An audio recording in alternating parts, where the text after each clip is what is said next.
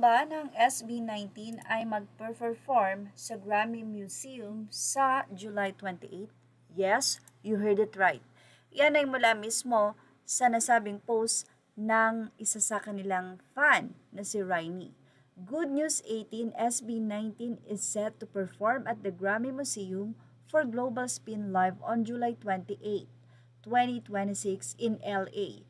May this be a night of global recognition, viral energy, and endless pride for our kings. Ibig sabihin, ibig sabihin nito ay mauuna pa ang Grammy sa kanilang pag-perform kesa sa Lollapalooza. So meaning, hindi kailangang mag-perform ang SB19 sa Lollapalooza para ma-recognize sila sa buong mundo.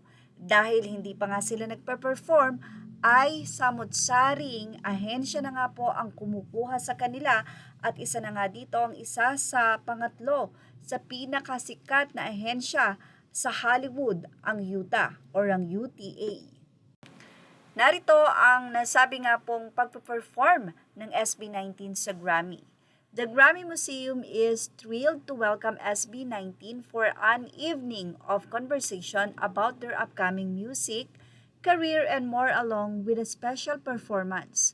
Global Spin Live is held in conjunction with Grammy Studios as a live event extension of the popular online series Global Spin showcasing global music artists.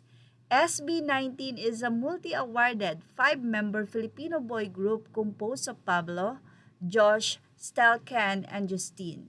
Since their debut in 2018, the group has become one of the most influential acts in Southeast Asian music, amassing over a billion or 1 billion career streams worldwide and cultivating a passionate global fan base known as 18.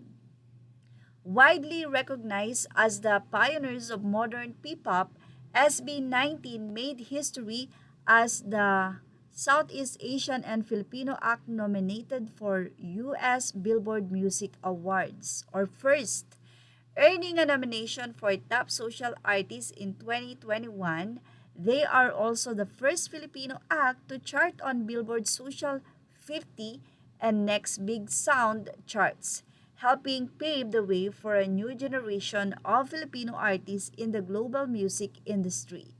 The group's breakout hits, including Bazinga, made history by reaching number 1 on Billboard's Hot Trending Songs chart, while the mega hit Gento became a global viral sensation, debuting at number 8 on the Billboard World Digital Songs Sales Chart.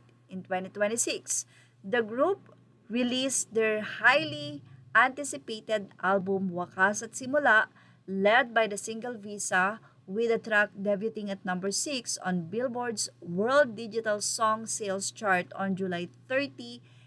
SB19 will become the first homegrown Filipino act ever booked to perform at Lollapalooza Chicago, one of the most influential music festivals in the world, further strengthening their global performance and Filipino representation. Congratulations, SB19! Images are all credit to the rightful owners. Thank you for watching Showbiz Now.